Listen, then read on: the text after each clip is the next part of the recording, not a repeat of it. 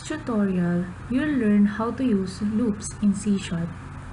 Loop structures are used to execute one or more statements again and again. While loop, do-while loop, and for loop are the loops that can be used in C#. The while loop starts with the keyword while followed by a condition. The body of the loop is enclosed by the curly braces. The syntax of the do-while loop starts with the do keyword followed by the body. Following the curly braces is the while keyword and the condition for which the loop is evaluated. The for loop is different from the two loops as it contains initialization and increment along with the condition. The for keyword is followed by three elements: initialization, condition, and increment or decrement operation. The body is enclosed with curly braces. The braces can be avoided when the body contains a single line of code. To demonstrate all these loops, let's use a simple example to produce a series of numbers. This gets an input from the user and increments the number. Let's say 15. So we have the basic code here.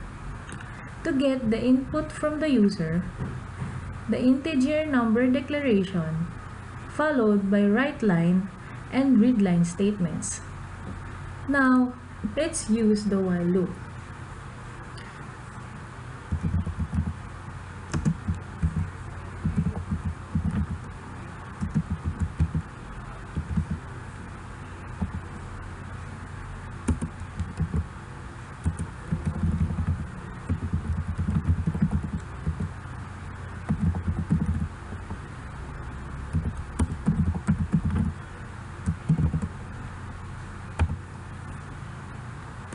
We have the code for the while loop. Here, we need to print the number one after another to the screen and increment it as well.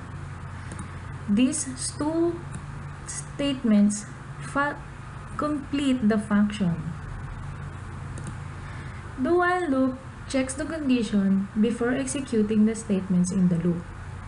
As the execution reaches the last statement, the control is passed back to the beginning of the loop, and the condition is checked again.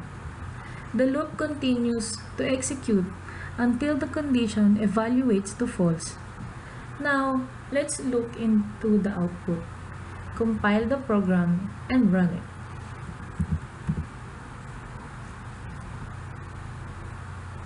Let's input the number 8. Press enter. You can see the series printed until 15. Press enter again to exit. Let's replace this to do-while loop. The do-while loop construct is similar to the while loop construct. Both continue looping until the while condition becomes false.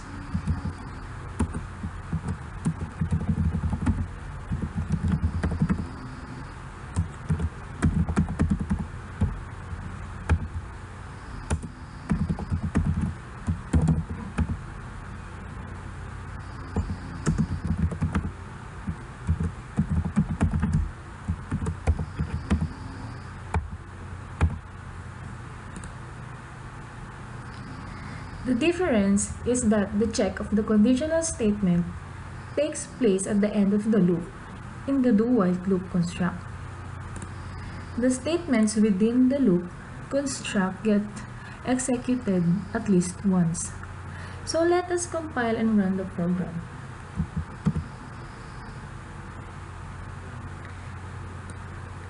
Enter the number 3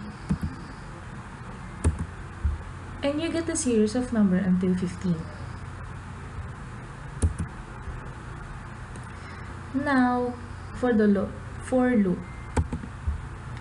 The for loop is used to execute a block of statements for a specific number of times.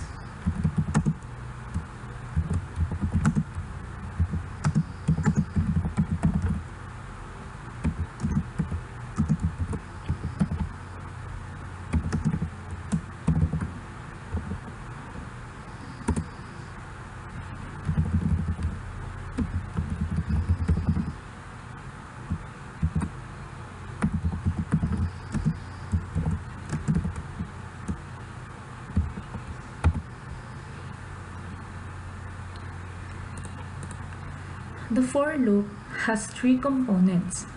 The initialization expression initializes the for loop. The termination expression is checked at the end of each loop execution, and the increment or decrement is done after each loop execution. So first, we initialize a variable I to the value of the variable number that we take as input from the user. The next element is the condition to check if the number is below 15. And the last element is to increment the number by 1. Let's compile and run the program.